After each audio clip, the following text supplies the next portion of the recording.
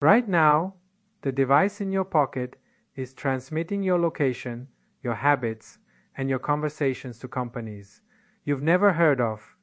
And by the end of this video, I'll show you the exact verse that describes this, written roughly 2000 years before the first computer existed. But first, I need to show you something most people don't realize is already happening to them.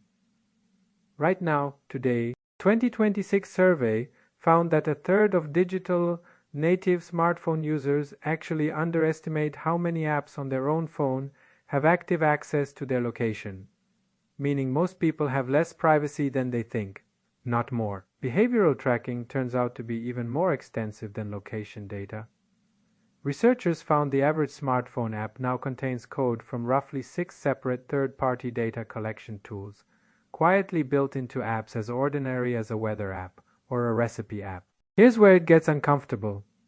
The Electronic Frontier Foundation documented a case where a US federal agency purchased mobile advertising data collected through completely standard ad tech systems, specifically to track phone movements over time. That's not a hacker. That's not illegal surveillance. That's data you agreed to share with a navigation app, legally sold, ending up in a government database. And the concern is widespread. More than 80% of internet users worldwide say they are highly concerned about how their personal information is collected and used. Yet only about a quarter of American smartphone users feel like they actually have any control over their own data online. That gap, knowing you're being watched and feeling powerless to stop it, is exactly where this video is headed. Because that feeling isn't new, it's ancient. And I'm about to show you exactly where it was written down. Before I show you that verse, there's a second one, even stranger, about something being shouted from rooftops. Keep that in mind, because it connects to something happening on your phone, literally right now, and I'll come back to it. In Luke chapter 12, Jesus tells his followers, "There is nothing concealed that will not be disclosed, or hidden that will not be made known. What you have said in the dark will be heard in the daylight, and what you have whispered in the ear, in an inner room, will be proclaimed from the roofs." Read that last part again. Whispered in an inner room, proclaimed from the rooftops. In the first century, a rooftop wasn't a metaphor.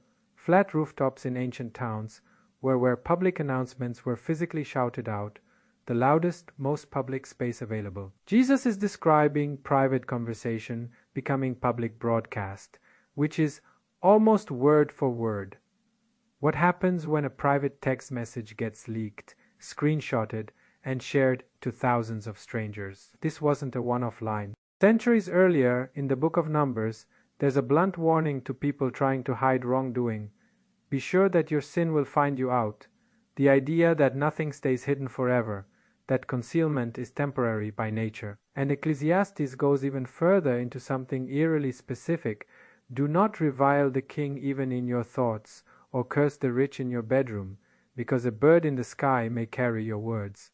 A bird carrying your private words from your own bedroom to someone who could punish you for them. That's not poetry about nature. That's a warning about surveillance, written by someone with zero concept of microphones or data brokers, just a razor-sharp understanding that private words don't always stay private, especially from people with power. Here's the part almost nobody connects. The writer of Ecclesiastes gives an oddly specific reason people should be careful. It has nothing to do with birds. Stick with me, because it's the sentence that makes this whole video make sense. The bird line in Ecclesiastes comes right after a passage about how, of making many books there is no end, and much study wearies the body. A writer, thousands of years ago, already identifying that too much information can exhaust a person, in the exact same breath as a warning about hidden listeners. Put those two ideas together and you get something remarkably modern. Overwhelming information flow, combined with the constant possibility of being overheard, is exhausting, not just inconvenient but genuinely wearing on a person. That maps almost exactly onto what current data shows. A large share of internet users are completely unaware their data is being collected at all, and nearly half of American adults now believe it's simply impossible to go through daily life without being tracked in some way. That's not paranoia. That's a documented widespread sense of resignation. The specific fear these ancient texts describe, that your private words might travel further than you intended, to people who could use them against you, isn't a metaphor for modern audiences anymore. It's a literal description of how a data breach, a leaked message, or a sold location history actually works. So what do you actually do with this? Not panic and not go live off grid, but 3 specific shifts.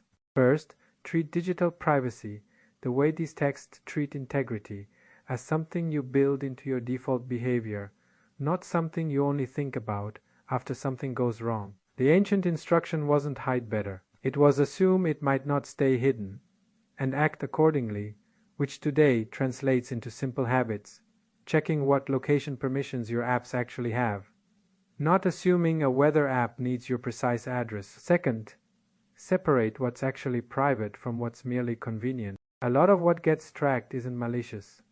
It's the price of convenience you didn't realize you were paying. Ecclesiastes' warning about many books and mental exhaustion applies directly here. You don't need to audit every setting on every app. Pick the 2 or 3 that matter most, your phone's location history and your most used social app, and start there.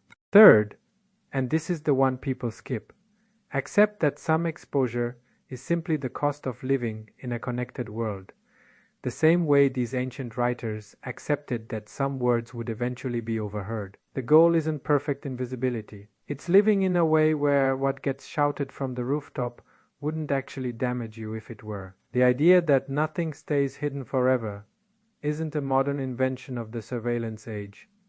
It's one of the oldest observations about human life on record, and it was written by people with nothing more advanced than ink and papyrus. What's changed isn't the truth of that observation, it's the scale. If this made you see your phone a little differently, subscribe to Scroll and Stone.